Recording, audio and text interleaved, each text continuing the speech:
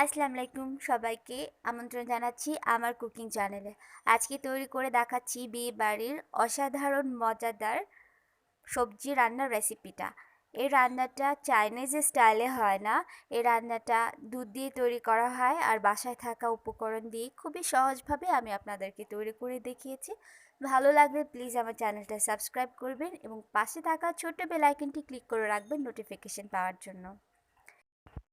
বিয়েবাড়ির স্বাদে সবজি তৈরি করার জন্য আমি এখানে নিয়েছি কিছু সবজি। বিয়েবাড়িতে আসলে চাইনিজ সবজিগুলো কম ব্যবহার করা হয়।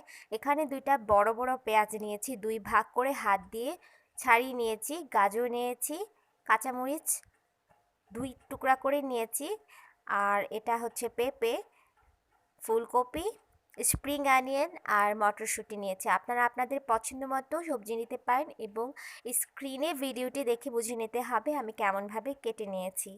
এখন গ্যাসটা অন করে দিচ্ছি আর দিয়ে দিচ্ছি 2 টেবিল চামচ তেল।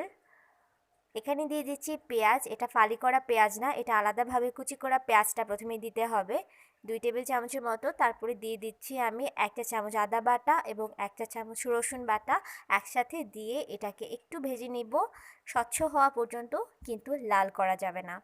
এখানে নিয়ে নিয়েছি মুরগির বুকের মাংস হাফ কাপের মতো, একটু লম্বা করে কেটে নিয়েছি।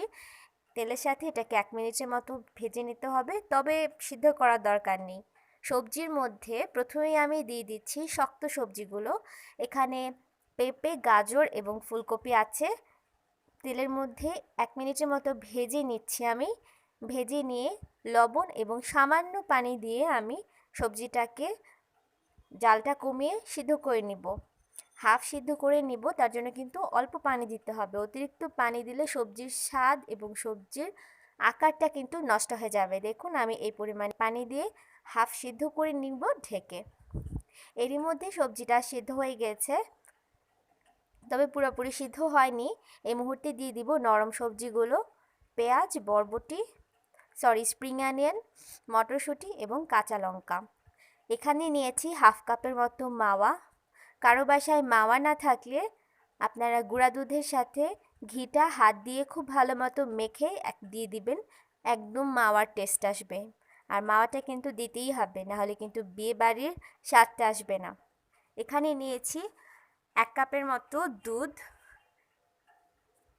সবজিটা হাফ সিদ্ধ হয়ে গেছে এবং হাফ সিদ্ধ হবে ঠিক এই দুধের মধ্যে। আর দিয়ে দিচ্ছি 1 চা চামচের মতো টমেটো কেচাপ। অতিরিক্ত সস দিলে কিন্তু এটার কালারটা লাল হয়ে যাবে, ভালো লাগবে না। সামান্য চিনি দিচ্ছি। আর সবজিটাকে অতিরিক্ত সিদ্ধ করে থেতলে ফেলবেন না, নাম থাকবে দেখুন, এটা একটু আস্তে আস্তেই থাকবে। অতিরিক্ত সিদ্ধ করলে এটার স্বাদও নষ্ট হয়ে যাবে। এখানে দিয়ে দিচ্ছি আমি সবচেয়ে শেষে বাদাম বাটা। এখানে 3 রকমের বাদাম একসাথে বেটে দিয়ে দিয়েছি। আপনারা ইচ্ছা করলে কর্নফ্লাওয়ার পানিতে গুলিয়েও দিতে পারেন, একটু ঘন হয়ে আসবে। বাস এটাই কিন্তু শেষ। আর সবচেয়ে শেষে দিলাম আমি 1 চা চামচের মতো ঘি। এটা একটা শাহি শাহি গন্ধ এবং খাবার মনে হবে, তার জন্য। বিয়েবাড়িতেও কিন্তু ঠিক এভাবেই রান্না করে। সবজিটা কাঁচা থাকবে না, কিন্তু সেদ্ধ হবে, আবার আকারটাও নষ্ট হবে না। ব্যাস, বিয়েবাড়ির স্বাদে অসাধারণ ভেজিটেবল রান্না কিন্তু আমরা ঘরে ঠিক এইভাবে করতে পারি। আশা করছি আপনাদের ভালো লেগেছে আমার রেসিপিটা। ভালো লাগলে প্লিজ আমার চ্যানেলটা সাবস্ক্রাইব করবেন এবং পাশে থাকা ছোট্ট বেল আইকনটি অল অপশন সিলেক্ট করে ক্লিক করে রাখবেন নোটিফিকেশন পাওয়ার জন্য। এখন তাহলে চলে যাচ্ছি, দেখা হবে নতুন কোনো রান্নার রেসিপি সাথে নিয়ে। ততক্ষণের জন্য সবাই অনেক ভালো থাকবেন, সুস্থ থাকবেন আর আমার জন্য দোয়া করবেন। খোদা হাফেজ।